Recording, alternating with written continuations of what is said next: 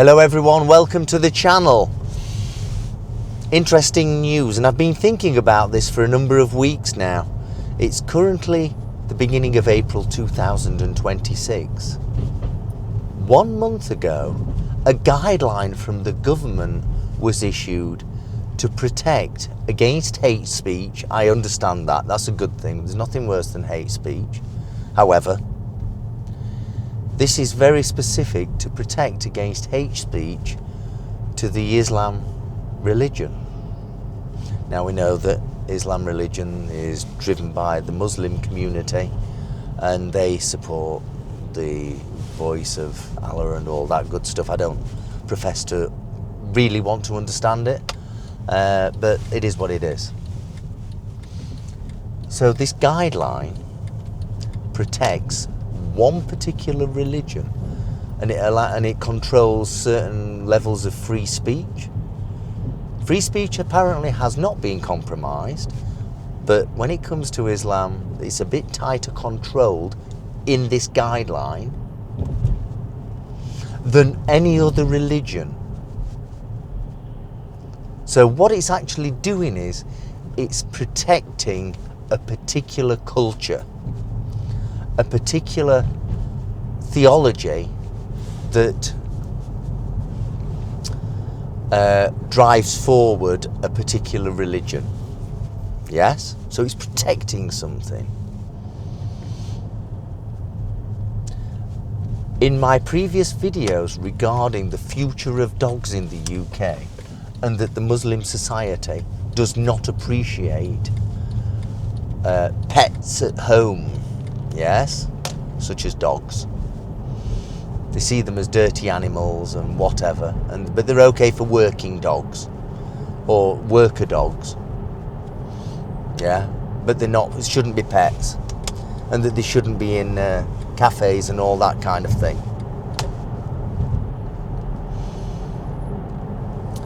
The point is that it's only protecting one particular religion.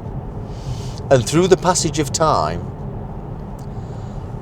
that guideline will eventually become a law.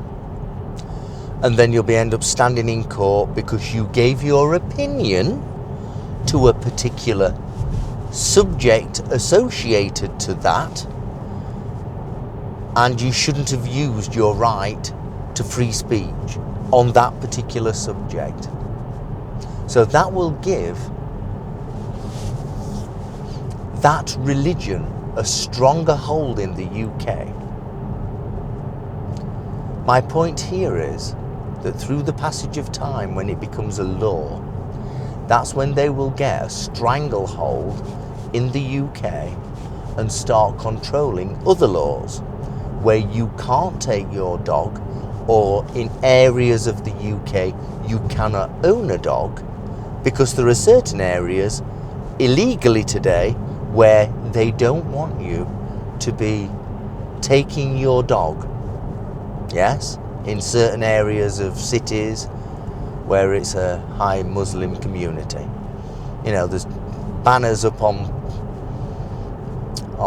lampposts that say dogs not welcome here. Yeah? Which is quite illegal actually, because dogs are welcome anywhere, within limits of course.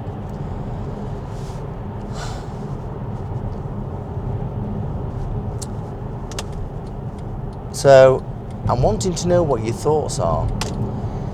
You have a very specific guideline about hate speech against one particular religion, but not against any other religion. You can say what you want.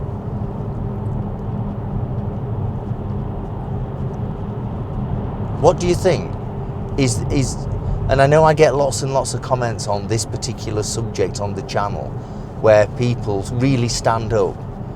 But what happens if they get a foothold in the legal system where our rights to take our dogs where we want, within limitations that we currently employ today?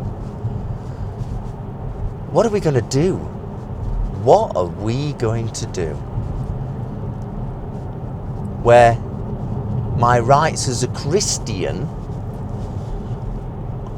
are overwhelmed by the rights of a different religion, which is not the natural culture within my English culture.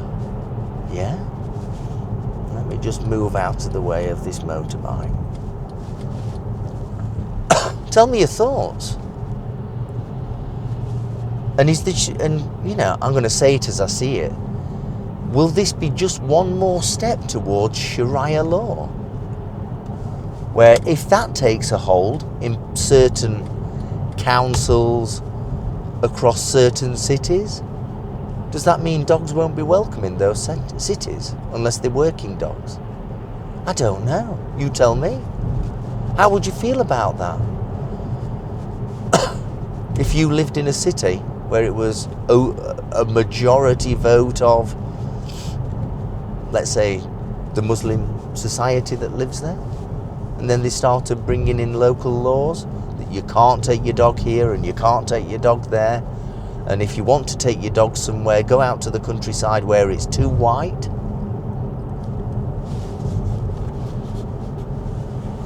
What do you think to that? Is this legislation, this guideline that came out in March 2026, a step towards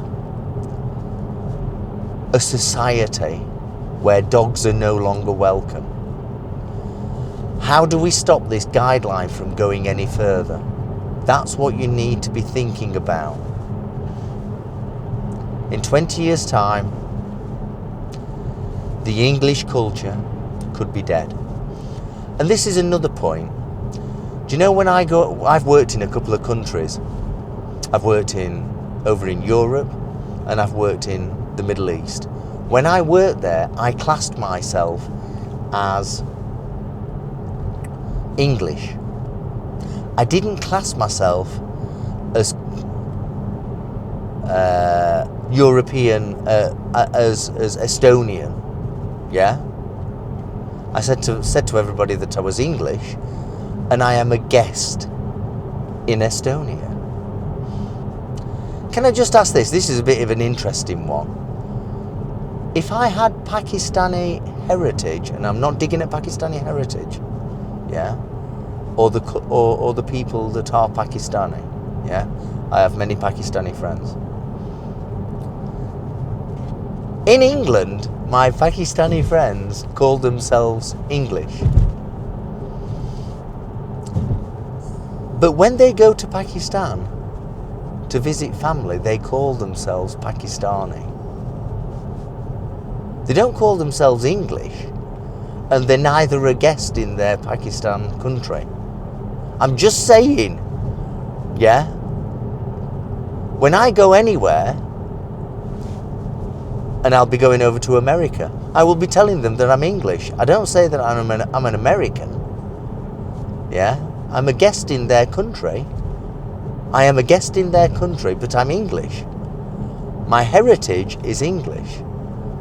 That's because my linear line over the last 700 years is based in England. It could be Scotland, it could be Wales, it could be Northern Ireland. Yeah, I'm just saying. But my heritage is England.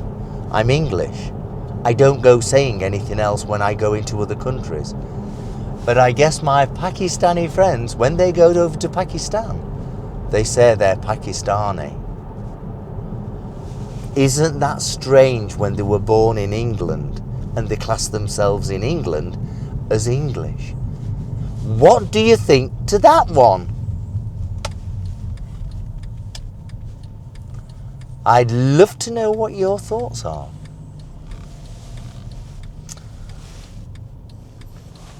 Have a great day, and I'd love to know what your thoughts are. Please do subscribe to the channel. It really does make a difference. Please give the video a like and share it on. I appreciate your time. Thank you. Bye-bye.